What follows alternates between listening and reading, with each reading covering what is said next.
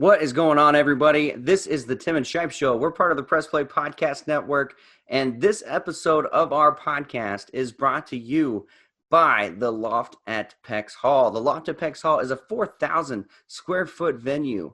4,000 square feet, people. Think about that. That is huge. You can throw parties. You can throw weddings, anniversaries, whatever it is that you want to do that may cause a large gathering, especially at a time like this in COVID. They'll put tape down on the floor. They'll socially distance. It doesn't matter. Check out the Loft at Pex Hall and book your next venue there as soon as you can. It is a beautifully restored third-story building. Now, it's it's on the third story, but do not worry. There is a freight elevator, and they have caterers standing by ready to take your orders and just get your next celebration underway. We can't say enough good things about the Loft at Pex Hall. They are absolutely wonderful to us, and they are a wonderful company to work with. So check them out and book your next venue at the Loft today. Hey, listen, everyone. Maybe you don't have an event. Maybe you just have things that need moved, transported. Maybe you have a house. Maybe you have a trailer. I don't know. Maybe you have a Bobcat that needs to go from this place to that, across town, across state lines, across the country. You need to check out Bella Freight. Bella Freight on Facebook is a good way. You can Google them, look them up. They can get anything transported, any load that you need dumped. You tell them where it needs to go, and they will take care of it for you. They're the best. They are safe. They're insured. They guarantee their work. They will get whatever you need done. They will get done for you. So check out Bella Freight today. And now, on with the show. They go for the ball game. Touchdown! Michael Jacobs! Holy Buckeyes! Tebow straight ahead into the end zone, and the Gators have put this one on ice.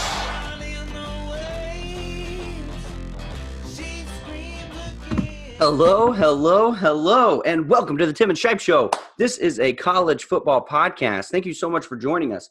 We're part of the Press Play Podcast Network, and we are going to be talking college football for the next hour. It might be even lengthier tonight because Tim and I, this is a reaction show. We are just now looking at the college football playoff rankings, and we are coming to you from the state of Ohio. Both of us in the same room. Usually we do this over a Zoom video. Tonight, we are in the same room. Tim, what do you think about Ohio? What's good, man? What's good is that I'm inside. No, it's good. It's good to be here. Thanks for hosting tonight. This has been great. The weather outside is not so great, but that's all right. I'm back in Florida next week where it's nice and warm. But more importantly, this is the night when the first playoff rankings were announced. So we have an idea where this committee is going. I think we have kind of a blueprint for success for these teams that are so in consideration.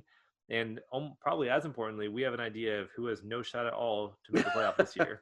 Yeah, I'll say it completely blew up my top four. It has, when we get to the top four tonight, we are going to see a huge change in mine because remember last week I talked about how my top four is going to be who is in it at the end of the season. Well, now that I see where the college football playoff committee is putting their chips in, like they're putting all their chips into the SEC, they're taking all their chips away from the non-power fives. And so my top four has blown up and is completely a wreck. So you're hardly even going to recognize it compared to the previous weeks. And we'll talk about why as we break down what we think about the college football committee standings and where they're at in the top four. So let's just jump right into it.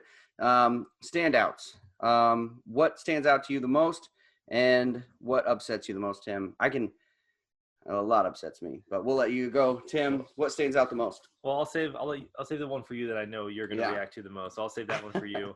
I think what's very interesting for me is looking at teams like Oklahoma, 2 losses, still ranked 11th, over in a 1-loss Indiana team, for example. We lost to Ohio State, top 4 team.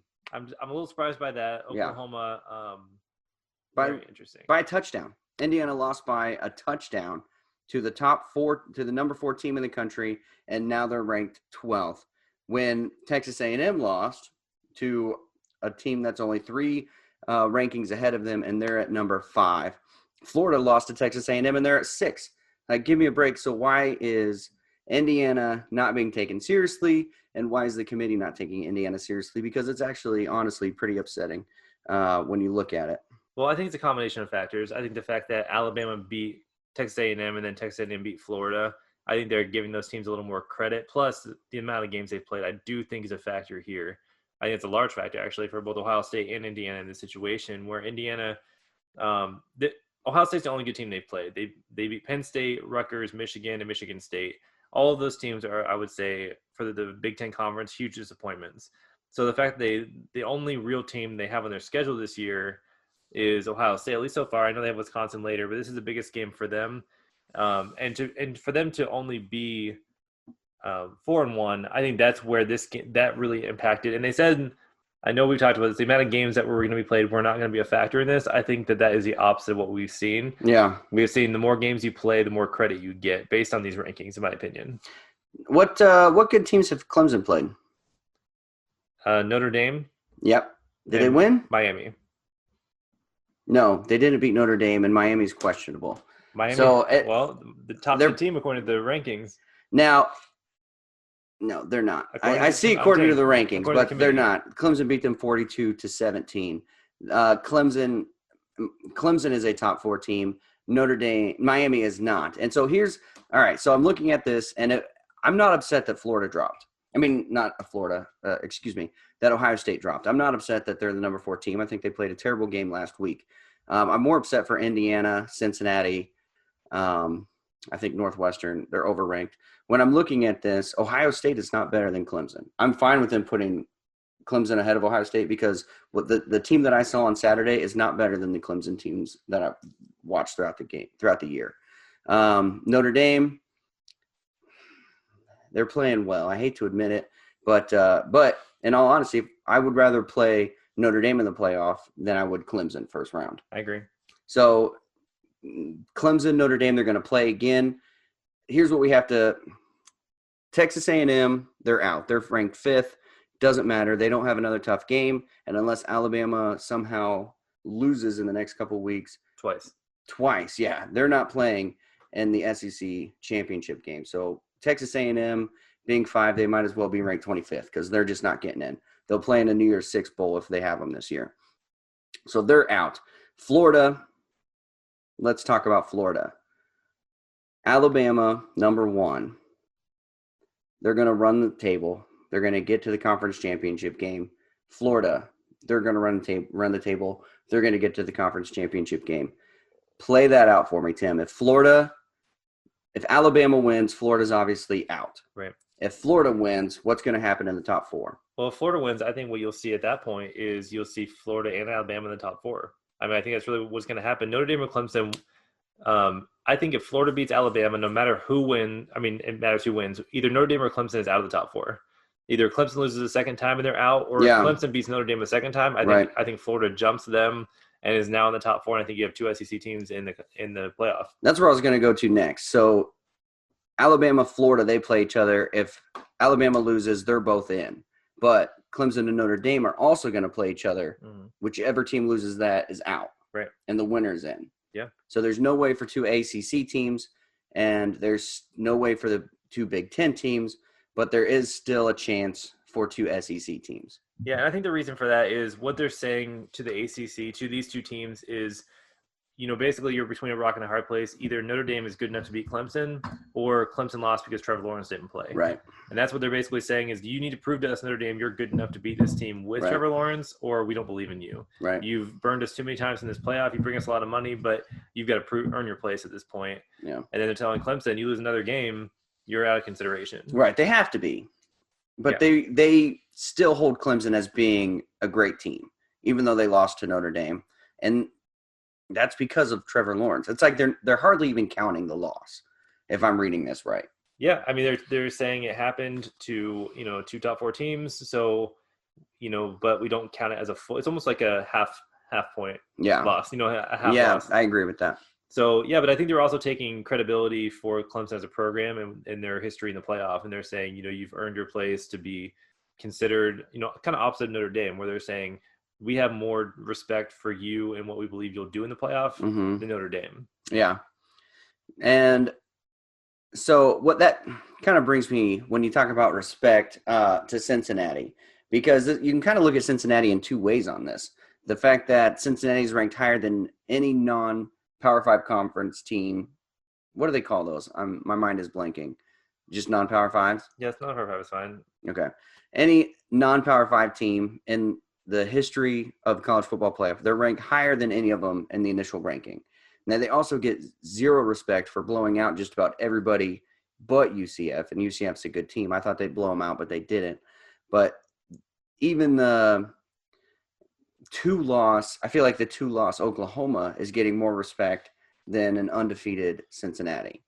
And so, spoiler alert for the end of the show, I had to drop Cincinnati out of my top 4 seeing this because in my mind, they're getting no respect for what they've done up until now.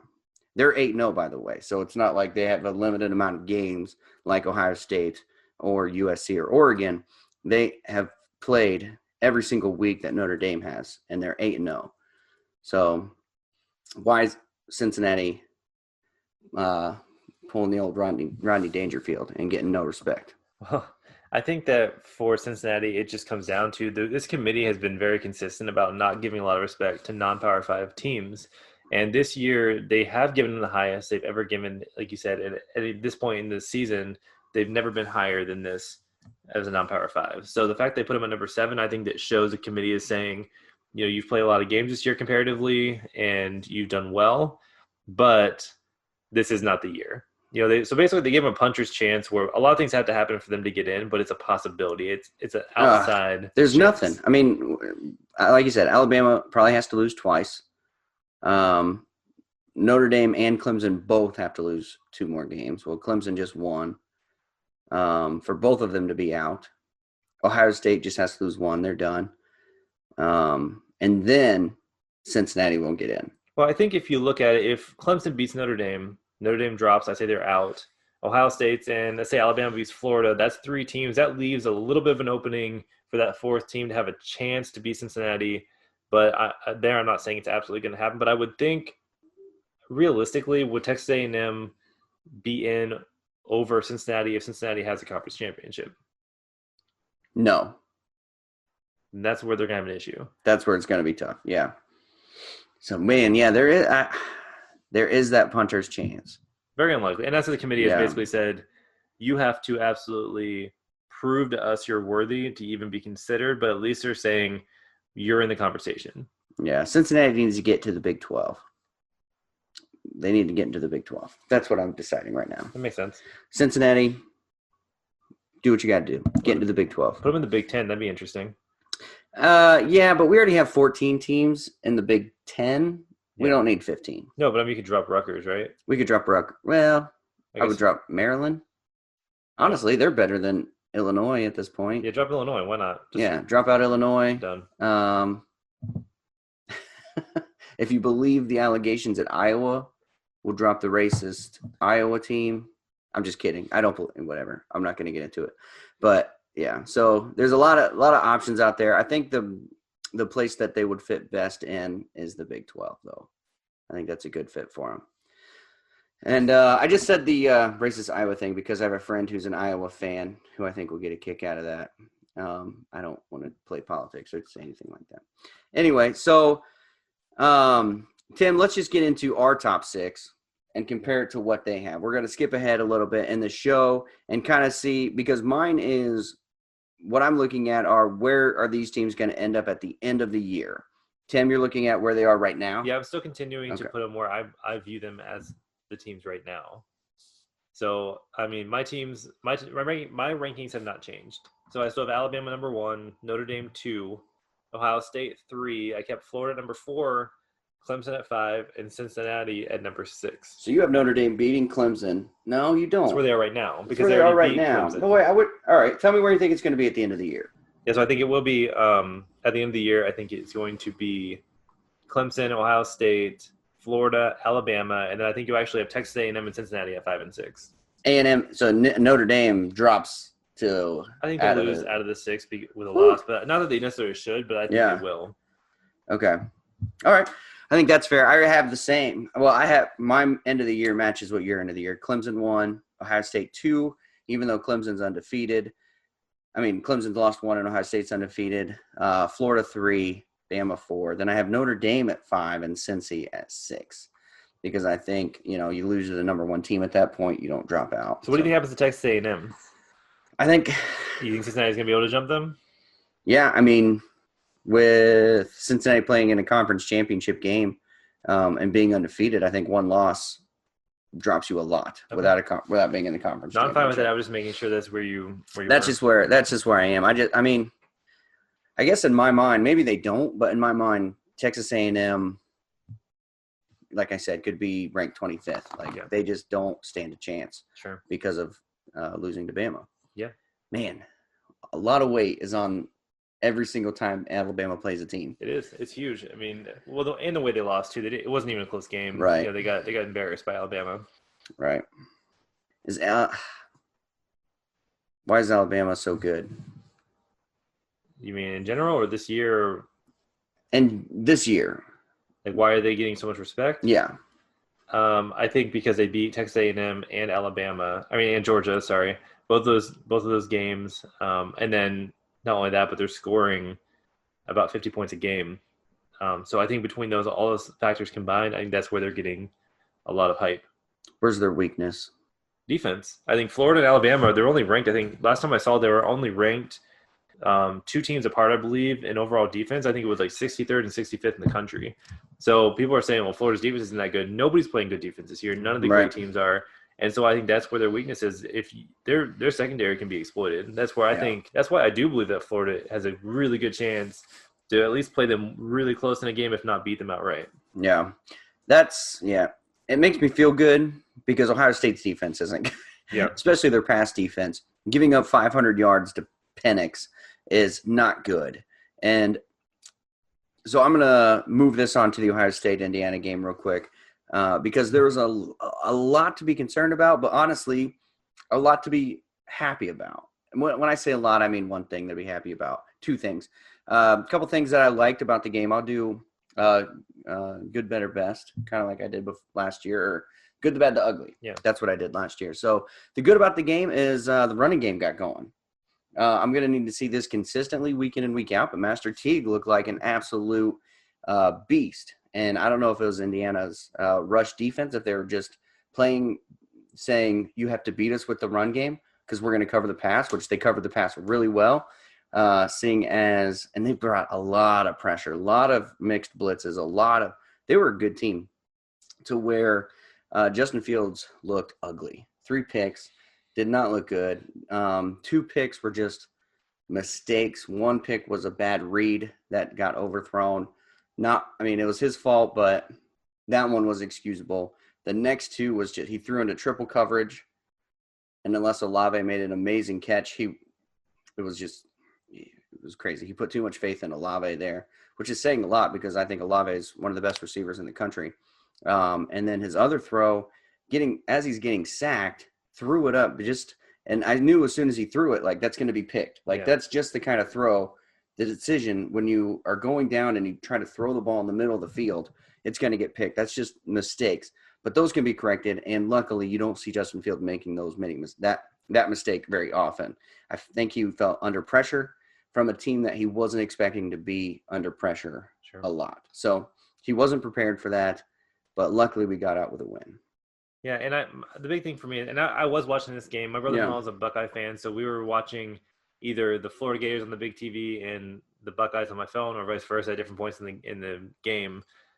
Especially towards the end when Ohio State, the game got closer and closer, and so I wasn't paying a lot of attention. I'll be honest. Obviously, I'm much more invested in the Gators because they're playing at the same time.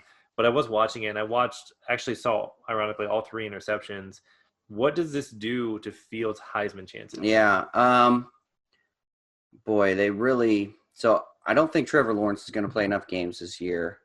I don't know. He has to really show up. And I think it hurts him. It doesn't take him out because when you look, all those quarterbacks are going to have probably at least 3 picks. If this is all he has all season long, up until this game, he had as many incomplete passes as he had touchdowns. Sure. So I don't think it's going to hurt his chances all that bad as long as it doesn't happen again. Yeah.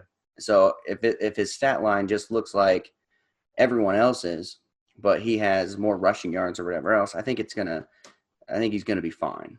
Okay, I disagree. Okay. And here's why. So up to this point, Kyle Trask in the 7 games he's played has 3 interceptions. Okay. And obviously not all in one game.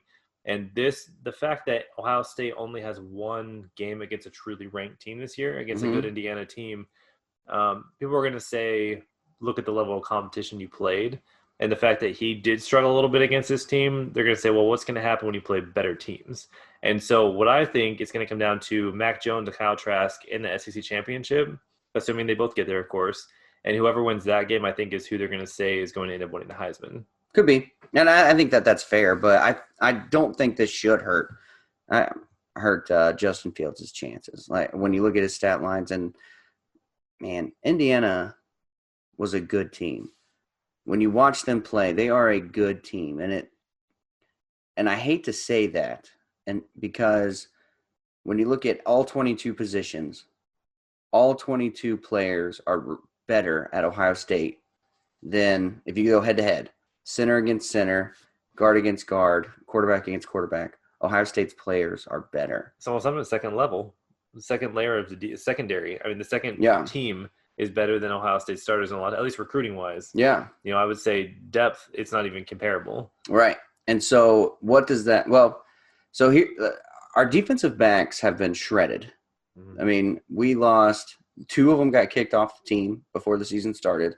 2 of them transferred, and Brandon White and Isaiah Pryor. And then 3 of them – I mean, Jordan Fuller's balling out at the Rams. And so 3 major defensive backs went to the NFL. That's 7 players in the defensive back gone in a year. It hurts. It hurts bad. And so now we're sitting here with freshman, sophomore, only 1 returning starter from last year, and we're seeing it. We could have the best defensive backs coach in the country.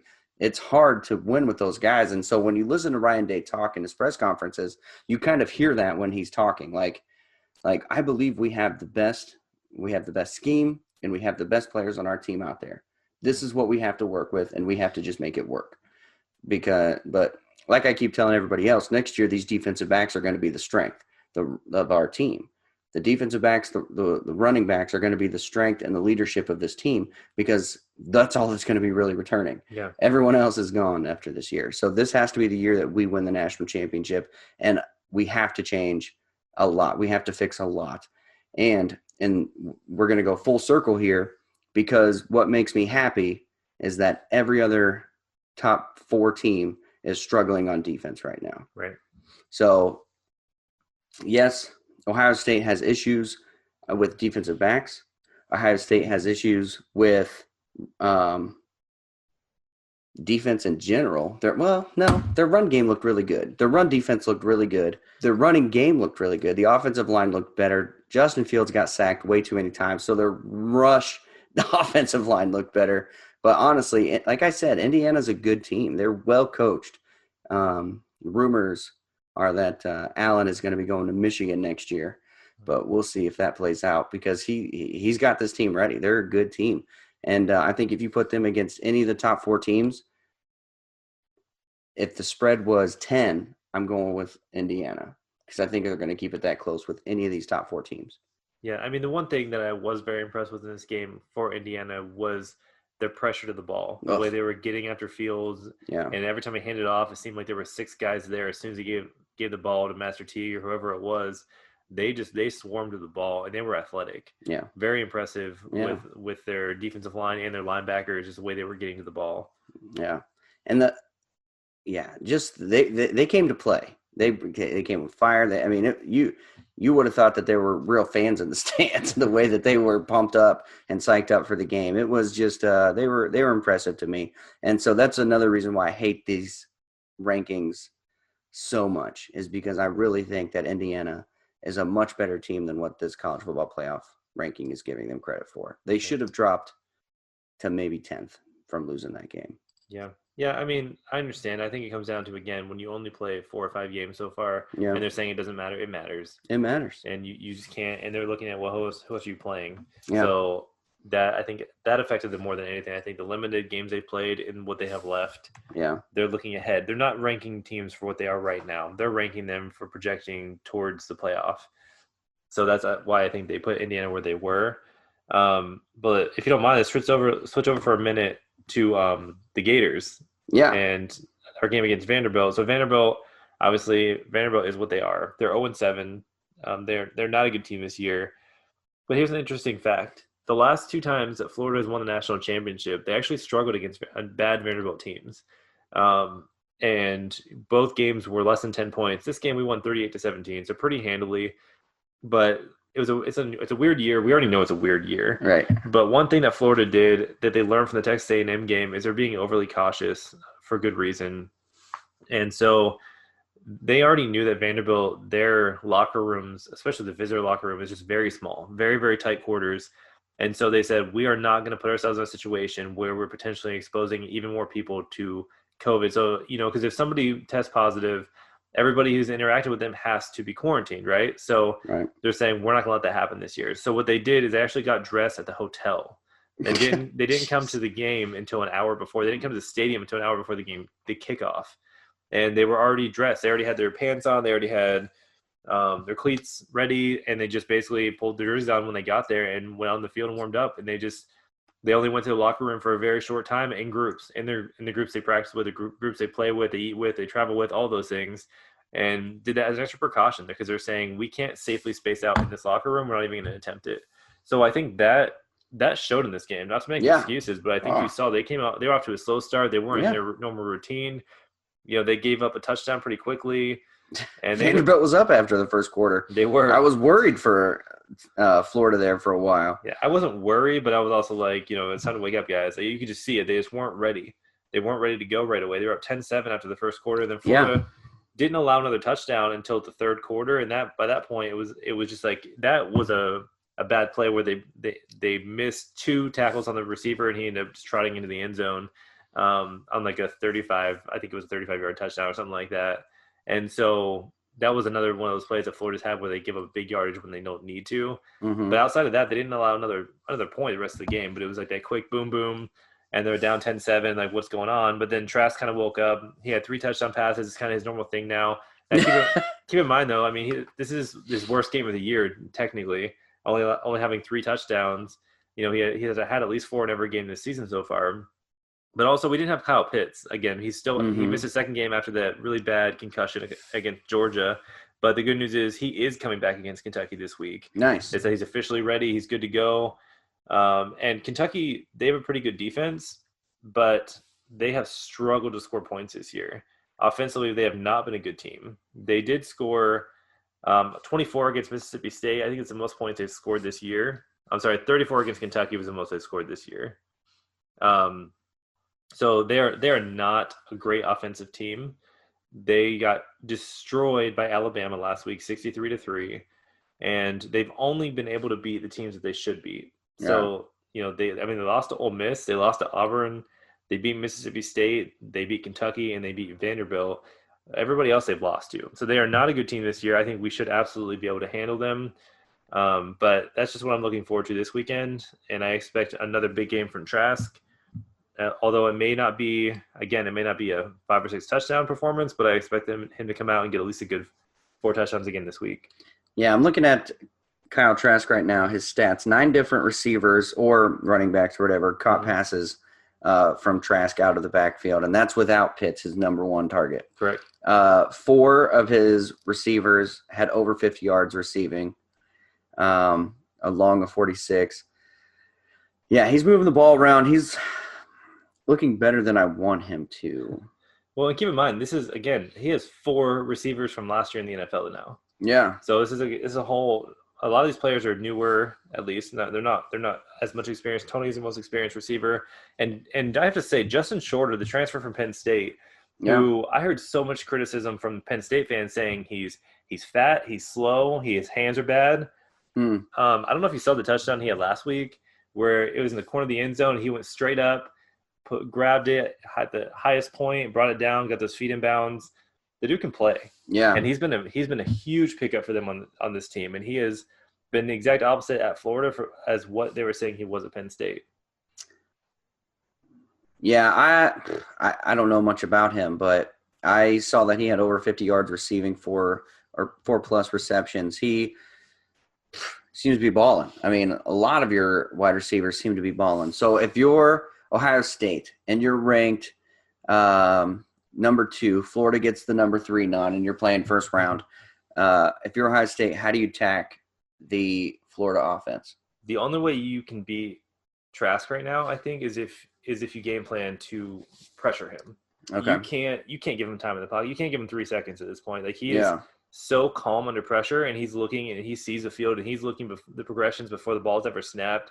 Such a mature player. Obviously, he's a senior. He should be, but for a guy who hasn't played, he sees the field so well and he knows where he's going with the ball. It seems like even if he doesn't let you know, he's not telegraphing it, but it looks like he knows exactly where he's going to go with the ball because it's 1-2 gone. Yeah. I mean, and obviously if he's going down the field, maybe an extra second or two, but he knows where the pressure's coming from. He's redirecting offensive linemen. You go here, you go here.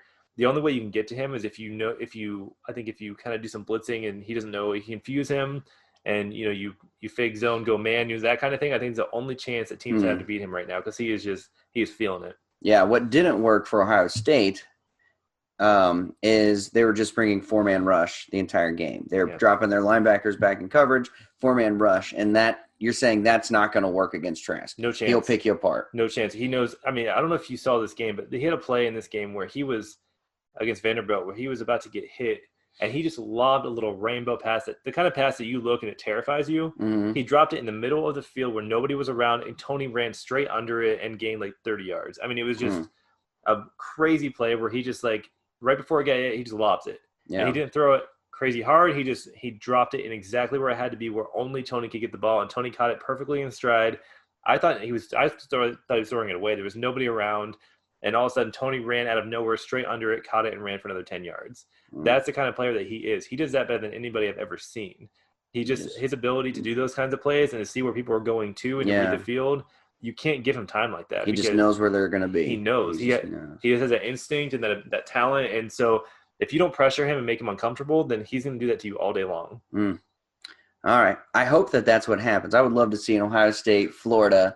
Man, if this was an open season, I would almost want to go to it. Yeah. If this wasn't a COVID season, I think if we ever do, and it's not a COVID year, get an Ohio State, Florida semifinal playoff game, then we should go. Yeah. But speaking of going to a game, if you win our picks this year, I have to go to a Florida game. Mm-hmm. I have to fly my family probably down to Florida. I'll end up going to Disney World because that's just what'll happen. I can't be an hour away from Orlando and not go to Disney World with my family.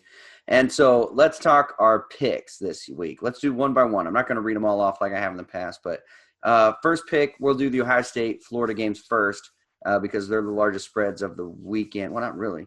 But so we have number 4, Ohio State at Illinois. Ohio State's favored by 28.5.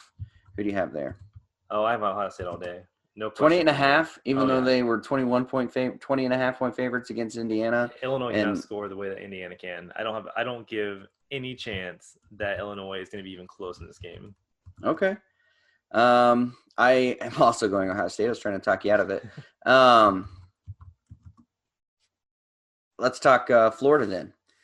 Florida's favored by 23.5 against Kentucky. Who do you have there? What, you want me to go first? I'll go first. I have Florida. I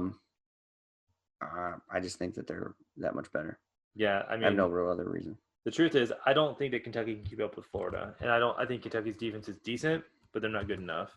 Okay. And I really believe that Kentucky is not going to score enough points to even make this an interesting game. And for to say Kentucky isn't going to win by more than 24, I think it'd be embarrassing if they don't. Yeah. I'm with you. I got Florida there as well. Next up, the actual games of the week. We have number 2 Notre Dame against number 19 North Carolina. Notre Dame's only favored by 5. So Vegas gives Notre Dame no respect, but the college football playoff does, it seems. Yeah. So I think 5 is an easy pick for me, I would bet the house on this. Notre Dame all the way. So something inside me wants to take North Carolina in here, but having said that, I don't see how Notre Dame doesn't win by a touchdown. I just don't. Right. Like that's where I'm like, Right. like I want to know. It's kind of like that Cincinnati game earlier in the year. Where like, do they know that we don't know? Right. And I just don't. I can't figure it out. All I know is I can't not. It's almost like a trap for me. Like, Yeah. but I can't not take these points by Notre Dame. I have to. All right. And then the surprisingly ranked Auburn team. Auburn is only ranked because they're in the SEC. I believe that with all of my heart. They've lost 2 games. They're not a good team, but they're ranked 22nd because they're in the SEC at number 1 Alabama. Alabama is a 24.5-point favorite. I'll go first. I don't care. Alabama's going to win by 40 points. By 40? Yeah. I'm going to pick Auburn on this one. Really? Yep. When you say 40, you make me question myself. But I'm going to go with Auburn, and I pray that the third teamers are in by the third quarter, and Auburn can put up some points. So were you trying to trick me when you were saying how they wouldn't be ranked if they didn't play in the SEC? No, I wasn't trying to trick you. I believe that. But I think 24.5 is a lot of points. 3 touchdowns. Yeah, I don't know. I shouldn't. I think I'm stupid here, but I'm going to go with Auburn. All right, good. So at least we have a game this week that we differ. Yeah, and last week we did the spread. The spread, the over-under. We Yeah. put the over-under at 72 points for the Ohio State game, and there was like I was so nervous in the first 85 half. points. I was so nervous at the end of the first quarter where it was such a low-scoring game. I was like, oh, there's no way. Oh. There's no way I'm going to be able to recover from this. And then all of a sudden people just started scoring points. Yeah, so I lost that one. I don't know. I should never do these kinds of things. I love it. Your spontaneity helps me so much. Yeah. So here we are. I'm down by 1, even though we're tied. I'm down by 1. Which means I get my music at the end of the episode. That's true. Yeah, I haven't even talked about that. So whoever wins the picks against the spread in the previous week, the fight song of the opposing team, the fight song of that team, gets to play at the end of the episode. And so up until this point, I've won the last one we actually did. Yeah. And so it's been Ohio State up until now because we've tied every week. But now that Tim wins, we get the Florida fight song at the end. So what we have here are 4 games. Auburn's our only one that's different. And I need this one to just tie it back up. If I lose this at the end of this year, I got to fly to Florida, buy Ohio State tickets not Ohio State, Florida tickets for Tim and I. And then if I win this year, all Tim has to do is buy me a $50 jersey. Well, hopefully it's $100. I think mine was $100 when I bought yours. So just keep that in mind. It's got to be quality. All I know is I hope your wife didn't hear that because she didn't know till right now. Right, because she doesn't listen to the – no, I told her. We had the conversation. That's good. Yeah. She made it sound like I was going to end up going to Florida by myself because she doesn't like Florida as much as I don't like Florida. So it may just end up being me flying to Florida by my lonesome and sitting sadly. And you didn't say where I had to buy tickets. We're going to be up in the nosebleeds. I hope you know. Using binoculars. No, I'm pretty sure for tickets last year, the conversation was they have to be decent tickets. I don't think so. We'll have to listen to them. Yep. Yeah. Or if you know, let us know. And if you know anything about the show that we don't, because we're a couple of idiots, give us a comment on Facebook. We're at Tim and Shipe, the Tim and Shipe Show, or Twitter. I am back on Twitter on the Tim and Shipe Show, so give us a like, follow, comment on Facebook or Twitter. We'd love to interact with you. Check it out. And so that brings our episode to a sad close. It's been fun. It's been real. Tim Jones, final thoughts of the evening. Take it away. No, I'm intrigued by the committee's choices tonight, and I'm excited to see where we go. I think we have an interesting path to the playoff, and more importantly, hopefully all these games will be able to play out and not have very many cancellations the rest of the season. Yep, and hopefully we can actually make it there. Are you surprised we've made it this far? I'm cautiously optimistic. Yeah. After 17 cancellations this past weekend. Yeah, it was a lot. It was rough. So let's cross our fingers, toes, legs, everything that can be crossed, and let's pray that we can power through the rest of the season, get to the playoff, get to the championship game without any real hiccups, and just power through this season so that we can just kind of move past this 2020 crazy year. But that's it for us, folks. Thank you so much for being a part of our show today. Thank you so much for listening, subscribing, whatever it is that you do to listen to the Tim and Shipe Show, to interact with the Tim and Shipe Show. We are so grateful and thankful to all of you. But we'll catch you next time. And go Gators.